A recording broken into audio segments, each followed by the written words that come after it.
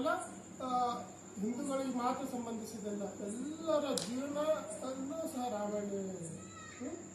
ದೇಹ ರೂಪಿ ಅಯೋಧ್ಯೆ ಇದೆ, ದೇಹನೇ ಅಯೋಧ್ಯೆ.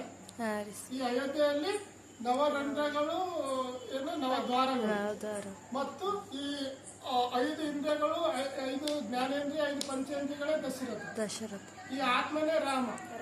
ಅಲ್ಲಿ ಬುದ್ಧಿ ಅನ್ನೋದೇನಿದೆಯಲ್ಲ, ಬುದ್ಧಿ ಏನ್ ಮಾಡ್ತದೆ ಅಂದ್ರೆ ಯಾವ್ದು ಸರಿ, ಯಾವ್ದು ತಪ್ಪು, ಯಾವ್ದು ಮಾಡ್ಬೇಕು, ಯಾವ್ದು ಮಾಡಬಾರ್ದು ಅಂತ ಹೇಳ್ತದೆ. ಆ ಬುದ್ಧಿನೇ ಯಾರಂದ್ರೆ ಸೀತೆ. ಬುದ್ಧಿ ಯಾರು? ಸೀತೆ. ಇಲ್ಲಿ ಲಕ್ಷ್ಮಣ ಯಾರಪ್ಪ ಅಂದ್ರೆ ಎಚ್ಚರಿಕೆ, ಜಾಗೃತೆ, ಎಚ್ಚರಿಕೆ.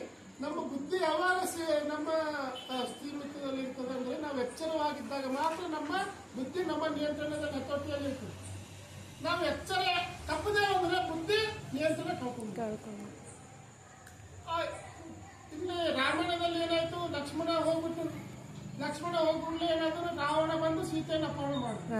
ಅದೇ ರೀತಿ ಇಲ್ಲಿ ಇಲ್ಲಿ ಏನಂದ್ರೆ ಸೀತೆಯನ್ನು ಬುದ್ಧಿ ಅಂತ ಕರೀತಾ ಇದ್ದಾರೆ. ಈ ಬುದ್ಧಿಯ ಅಪಹರಣ ಯಾವಾಗ ಆಗ್ತದಂದ್ರೆ ನಮ್ಮಲ್ಲಿರುವಂತ ಎಚ್ಚರಿಕೆ ಹೋಯ್ತು. ಯಾವಾಗ ಎಚ್ಚರಿಕೆ ಹೋದ್ರೂ ಏನಾಗ್ತದೆ, ನಮ್ಮಲ್ಲಿ ಅಹಂಕಾರ ಬರ್ತದೆ. ಎಚ್ಚರಿಕೆ ಹೋದ್ರೂ ಏನಾಗ್ತದ, ಅಹಂಕಾರ ಬರ್ತದ. ಅಹಂಕಾರ ಬಂದ ಕೂಡಲೇ ನಮ್ಮ ಬುದ್ಧಿಯನ್ನು ಅಪಹರಣ ಮಾಡಬೇಕು. ಅಹಂಕಾರ ಬಂದ ಕೂಡಲೇ ಬುದ್ಧಿಯನ್ನು ಅಪಹರಣ ಮಾಡಿ ಸರಿ ಅಂತ ಯೋಚನೆ ಮಾಡಲ್ಲ, ತಪ್ಪಂತ ಯೋಚನೆ ಮಾಡೋದಲ್ಲ, ಮನಸ್ಸಿಗೆ ಬಂದಿದ್ದು ಮಾಡ್ತದ. ಅನೇಕ ಅವಘಡಗಳನ್ನು, ಏನು ವಿಕೋಪಗಳನ್ನು ಮಾಡ್ತದೆ, ಕೆಟ್ಟ ಕೆಲಸಗಳನ್ನು. ಅವಾಗ ಈ ಒಡೆಯ ಆಗಿರುವಂತ ರಾಮ ಒಂದೇ ಸಮನೆ ಬುದ್ಧಿಯನ್ನು ಸೀತಾ ರೂಪದಲ್ಲಿರುವ ಬುದ್ಧಿಯನ್ನು ಕಳ್ಕೊಂಡು ಒಂದೇ ಸಮನೆ ಆಳೋದಕ್ಕೆ ಪ್ರಾರಂಭ ಆಗ್ತದೆ. ಸೀತೆಯನ್ನು ರಾಮ ಸ್ವತಃ ತರಬೇಕಂದ್ರೆ ಸಾಧ್ಯ ಆಗೋದಿಲ್ಲ, ರಾಮಾಯಣದಲ್ಲೂ ಸಾಧ್ಯ ಆಗಲ್ಲ. ಸೀತೆಯನ್ನು ಹುಡುಕ್ಲಿಕ್ಕೆ ಹೋದರೆ ಯಾರು? ಹನುಮಂತು. ಅದೇ ರೀತಿ ಇಲ್ಲೂ ಸಹ ನಾವು ಅಹಂಕಾರಕ್ಕೆ ಒಳಗಾಗಿ ಸಿಟ್ಟಿನಲ್ಲಿ ಬಂದೇವಂದ್ರೆ ನಮ್ಮ ನಿಯಂತ್ರಣ ವಾಪಸ್ ಬರಬೇಕಾದ್ರೆ ಯಾರು? ಹನುಮಂತನ, ಯಾರು? ಪವನ ಪುತ್ರ ಅಂತ ಕರಿತೀವಿ. ಪವನ ಪುತ್ರ, ಪ್ರಾಣ ದೇವರು ಅಂತ ಕರಿತೀವಿ ಹನುಮಂತ ದೇವರನ್ನು. ಆ ಹನುಮಂತ ದೇವರನ್ನು ಮತ್ತೆ ವಾಪಸ್ ತಗೊಂಡು ಬರ್ಬೇಕು. ಹನುಮಂತ ದೇವರು ವಾಪಸ್ ಬಂದಾಗ ಏನಾಗ್ತದ, ಮತ್ತೆ ಪುನಃ ಅಹಂಕಾರ ನಾಶ ಆಗ್ತದ, ಮತ್ತೆ ಬುದ್ಧಿ ಏನ್ ಮಾಡ್ತದ, ವಾಪಸ್.